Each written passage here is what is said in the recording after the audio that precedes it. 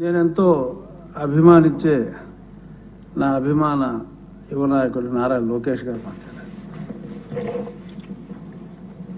అధ్యక్ష, ఈరోజు మీరు నిజంగానే డిప్యూటీ స్పీకర్ అవుతాం అనేది చాలా సంతోషమైన సందర్భం. పెద్దలు గౌరవ ముఖ్యమంత్రి గారు RRR సినిమా గురించి చెప్పారు, మీ గురించి కూడా చెప్పారు.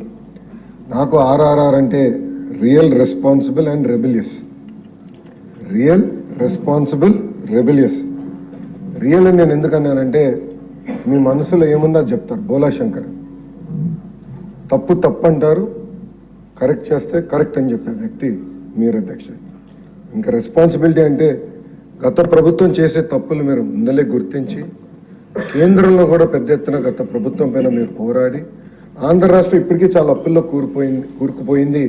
ఇంకా మీరు ఇట్లా అప్పులు ఇచ్చుకుంటా పోతే రాష్ట్రం చాలా ఇబ్బంది పడుతుందని ఆనాడు పోరాడిన వ్యక్తి మీరు అధ్యక్ష. అంతేకాకుండా మీరు చూస్తే ఉండి ఎమ్మెల్యే అంటే శాసనసభ్యుడైన దగ్గర నుంచి నేను చూస్తున్నాను అధ్యక్ష.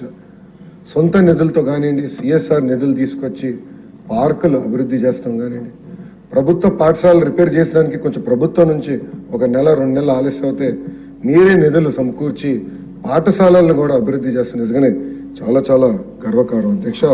మాలాంటి యువ శాసనసభ్యులకు ఒక ఆదర్శంగా మీరు ఉన్నారని సభాముఖంగా మీకు తెలుపుకుంటున్నాను అధ్యక్ష. ఇంకా రెబెలియస్కి వచ్చేగల్లా ఎంత చెప్పినా చాలా తక్కువేమో. ఎందుకంటే అధ్యక్ష, రచ్చబండ దగ్గర నుంచి మొదలైంది మీ రెబెలియస్ నేచర్. నిర్మోహమాటంగా గత ప్రభుత్వం చేసిన తప్పులు తేల్చి ఆనాడు మీరు చెప్పారు. అది పట్టుకుని మీ పైన కేసు బనాయించి అర్ధరాత్రి మిమ్మల్ని అమరావతి తీసుకొచ్చి ఆ రోజు ఏకంగా మీ పైన కస్టోడియల్ టార్చర్ ఎలా చేశారో ఆంధ్ర రాష్ట్ర ప్రజలే కాదు భారతదేశంలో ప్రతి భారతీయుడు చూశాడు అధ్యక్ష. అధ్యక్ష, ఆ రోజు నేను ఇప్పుడు కూడా బాగా గుర్తు, టీవీలో స్క్రోలింగ్ వస్తే నేనైతే నమ్మలేదు. ఒక ఎంపీని కస్టోడియల్ టార్చర్ చేస్తారా అంటే చరిత్రలో ఎప్పుడు ఇది జరగదు, జరుగుతుందా, ఏదో వీళ్ళు తొందరపడి స్క్రోలింగ్స్ వేస్తున్నారేమో అని అనుకున్నా అధ్యక్ష. అలాంటిది ఆనాడు మీ ఫోటోలు వచ్చినాయి అధ్యక్ష. మాకు బాగా గుర్తు, వాట్సాప్లో ఒక రియల్ టైం మాకు స్ట్రాటజీ గ్రూప్లో అంటే ఆ ఫోటోలు వచ్చినాయి. మీ కాల్ కొట్టినప్పుడు ఆ ఫోటోలు మేము చూసాం. నిజంగానే చాలా చాలా బాధ వేసింది. అంటే సొంత పార్టీకి చెందిన ఎంపీని ఇట్లా ట్రీట్ చేస్తారా, భిన్నాభిప్రాయాలు ఉంటే ఏకంగా కస్టోడియల్ టార్చర్ చేస్తారని నిజంగానే నాకు ఆశ్చర్యం కలిగింది.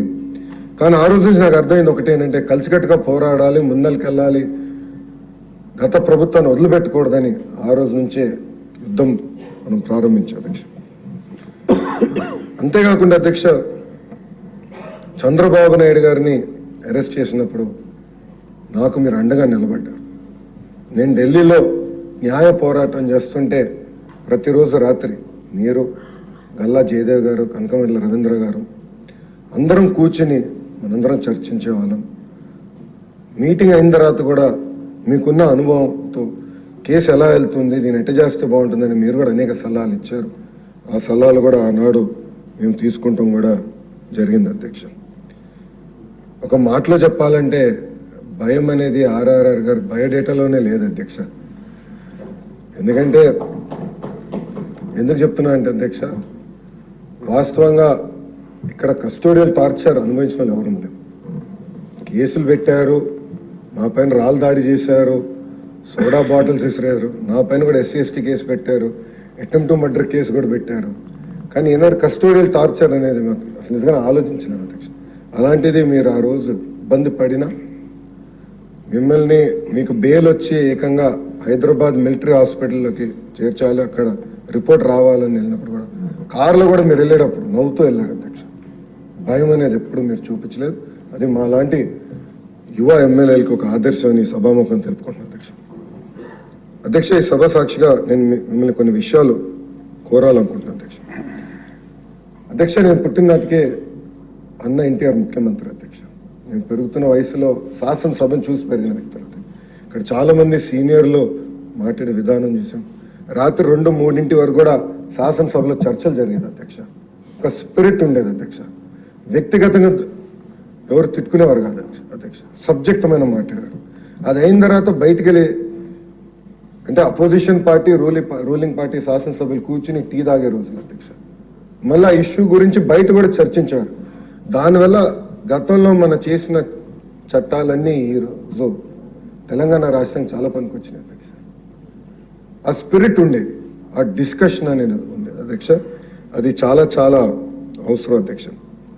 ఈరోజు ప్రతిపక్షం ఇక్కడ లేదు, ఎందుకు రావట్లేదు అనేది వాళ్ళకి వదిలేద్దాం. కానీ వాస్తవంగా సభ్యులుగా అధికార పార్టీ ప్రతిపక్ష పార్టీకి వివరించి మంచి డిబేట్ జరగాలి, దానికి మీ సహకారం ఉండాలని ఈ సభాముఖం కోరుకుంటున్నాను అధ్యక్ష.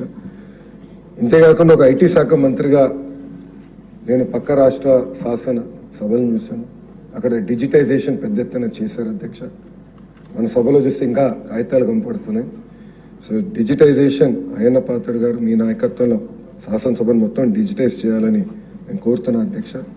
అంతేకాకుండా మీరు పార్లమెంట్ సభ్యులుగా చేశారు, పార్లమెంట్ ప్రాక్టీసెస్ దగ్గర నుంచి నేర్చుకున్నాక ఏమైనా ఉంటే ఇక్కడ ఉన్న ఫస్ట్ టైం ఎమ్మెల్యేస్ చాలా మంది మేము ఉన్నాం, నేర్చుకున్నాక సిద్ధంగా ఉన్నాం. ట్రైనింగ్ క్లాసులు ఏర్పాటు చేసి అంటే ప్రాక్టీసెస్ ఎలా ఉండాలి, క్వాలిటీ ఆఫ్ డిబేట్ ఎలా పెరగాలి, ఒక బిల్ ప్రవేశపెడితే అందరం ఆయిజో నేజ్ కాకుండా అవసరమైతే చర్చ జరగాలి, సవరణలు తీసుకొచ్చి ఆ సవరణల పైన కూడా ఓటింగ్ జరగాలని బలంగా నమ్మే వ్యక్తిని నేను అధ్యక్ష. దానికి మీ డైరెక్షన్ ఉంటుందని ఈ సభాముఖంగా కోరుకుంటూ, వాస్తవం మిమ్మల్ని అక్కడ మీరు ఈరోజు అక్కడ కూర్చుంటున్నారంటే మీ నోరు కట్టేశారన్న బాధ ఒకటి ఉంది అధ్యక్ష. కానీ విట్ ఉండాలి, పెద్దలు అందరు చాలా మంది మాట్లాడారు, ఆ విట్ నేచర్తోనే సభ జరగాల్సిన అవసరం ఉంది. విట్టిగా జరిగితే ఎన్ని గంటలైనా ఇక్కడ చర్చిస్తాం, ఎన్ని గంటలైనా మనం మాడడానికి అవకాశం ఉంటుంది. అది మీరు కోల్పోకూడదని ఈ సభాముఖంగా మిమ్మల్ని కోరుకుంటూ, మళ్ళీ అధ్యక్ష పిలిచే అవకాశం, మిమ్మల్ని పిలిచే అవకాశం నాకు ఇచ్చిన చంద్రబాబు నాయుడు గారికి, పవన్ అన్నకి, బీజేపీ నాయకులకి నా హృదయపూర్వక ధన్యవాదాలు తెలుపుకుంటూ సెలవు తీసుకుంటాను.